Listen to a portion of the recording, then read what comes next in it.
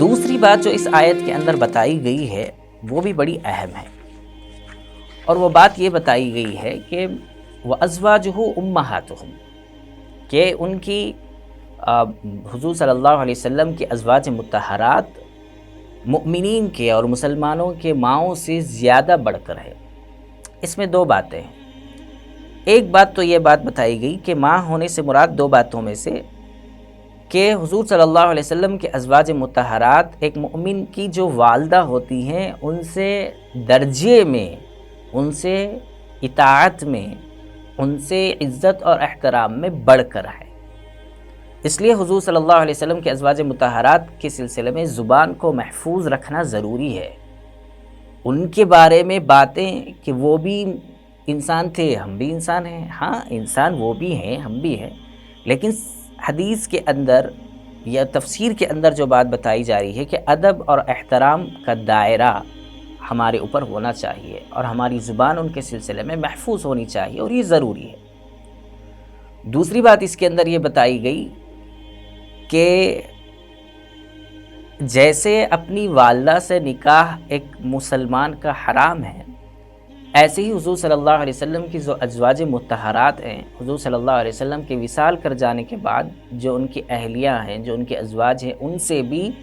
دوسرے مؤمنین اور دوسرے مسلمانوں کا نکاح حرام ہے۔ تو دو باتیں اس کے اندر بتائے گی، وَأَزْوَاجُهُ أُمَّهَاتُهُمْ، کہ ان کی ازواج جو ہے پورے مؤمنین کی مائیں ہیں، اور مائیں ہونے سے مراد ایک یہ کہ احترام میں حقیقی والدہ سے بڑھ کر ہے، اور مائیں ہونے سے مراد یہ ہے کہ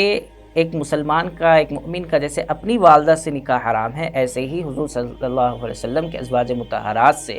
حضور صلی اللہ علیہ وسلم کے وصال کے بعد میں نکاح حرام ہے۔ لیکن دو چیزیں ایسی ہیں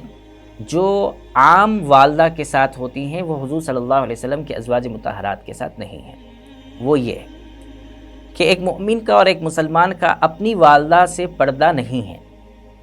لیکن حضور صلی اللہ علیہ وسلم کی جو ازواج ہیں، جو اس امت کی مائیں ہیں، ان سے پردہ ضروری قرار دیا گیا ہے۔ اور دوسری بات یہ ہے کہ جیسے ماں کے انتقال کے بعد میں اس کی میراث بیٹے کو ملتی ہے، یا بیٹے کے انتقال کے بعد میں میراث میں حصہ ماں کو ملتا ہے، ایسے ہی یہ جو روحانی مائیں ہیں، جن سے ہماری روحانی نسبت ہے، حقیقی اعتبار سے، روحانی اعتبار سے جو نسبت ہمیں بتائی گئی ہے، اس میں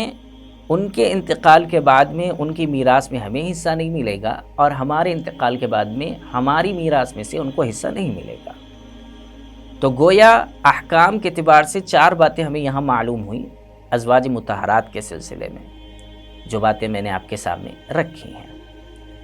تیسری جو بات یہاں پر قرآن پاک نے اس آیت کے ذیل میں بتائی ہے، اور مفسرین نے جس کو نقل کیا ہے، وہ یہ ہے کہ ابتدائی اسلام کے اندر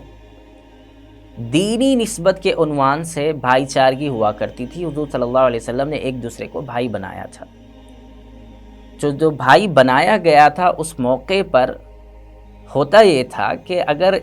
جن دونوں کے درمیان میں بھائی چارگی قائم کی گئی ہے دینی نسبت کی بنیاد پر، اس میں سے ایک بھائی اگر مالدار ہوتا تو دوسرے بھائی کو کچھ حصہ دے دیتا، اور اس کے انتقال کے بعد میں بھی اس کی میراث میں سے کچھ حصہ اس کو ملتا تھا۔ یہ دینی نسبت کی بنیاد پر تھا جو حضور صلی اللہ علیہ وسلم نے ابتدائی زمانے میں کیا تھا۔ لیکن بعد میں جب یہ آیت نازل ہوئی تو اس کے بعد میں یہ بتایا گیا کہ دینی نسبت کی بنیاد پر نہیں ہوگا، اب رشتہ داری کی نسبت کی بنیاد پر ہوگا۔ رشتہ دار ہیں تو ایسی صورت میں اس کے انتقال کے بعد میں اس کی میراث میں سے اس کو بھی حصہ ملے گا،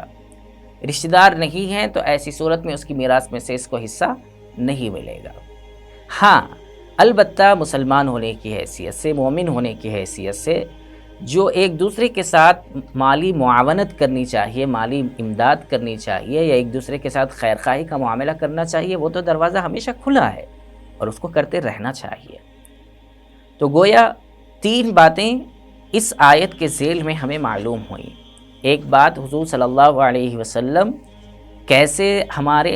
جانوں سے زیادہ عزیز ہونے چاہیے۔ دوسری بات، حضور صلی اللہ علیہ وسلم کی جو ازواج مطہرات ہیں ان کے ماں ہونے کا کیا مطلب ہے اور اس کے کیا مسائل ہیں۔ اور تیسری بات، بھائی چارگی کی بنیاد پر، دینی نسبت کی بنیاد پر جو مال اور جو میراث تقسیم ہوا کرتی تھی، وہ میراث اب دینی نسبت پر نہیں ہوگی، رشتہ داری کی بنیاد پر ہوگی، خونی رشتے کی بنیاد پر ہوگی۔ البتہ اس میں ایک بات جو سب سے زیادہ اہم ہے وہ یہ ہے کہ دینی نسبت کی بنیاد پر ہمیشہ ایک دوسرے کی مدد کرتے رہنا چاہیے۔ اب آگے جو قرآن پاک کی آیت کے اندر جو بات آئی ہے وہ یہ ہے کہ کان ذالک فی الکتاب مستورا، کہ بات لکھی ہوئی ہے۔ اس کا مطلب یہ ہے کہ پہلے جو حکم دیا گیا تھا اور اب اس کی جگہ پر جو حکم آپ کو دیا جا رہا ہے، اس میں ایک دوسرے کے اندر تضاد نہیں ہے۔ البتہ حالات کے لحاظ سے حکم دیا جاتا ہے، تو پہلے حالات کے لحاظ سے ایک حکم دیا گیا تھا اور اب کے حالات کے لحاظ سے یہ حکم دیا گیا، تو آپ ان دونوں کے درمیان میں تضاد مت سمجھو، یعنی دونوں ایک بات پہلے بتائی گئی پھر اس کے برخلاف ایک بات بتائی جا رہی ہے، ایسا نہیں سمجھنا چاہیے، بلکہ آخر میں جو حکم دیا جا رہا ہے وہ حکم بھی قرآن پاک کے اندر اللہ کے یہاں پر محفوظ تھا، جو حالات کے اعتبار سے آپ کو دیا گیا ہے۔ اللہ تعالیٰ سے دعا ہے کہ اللہ تعالیٰ کہنے اور سننے سے زیادہ ہمیں عمل کی توفیق نصیب فرمائے۔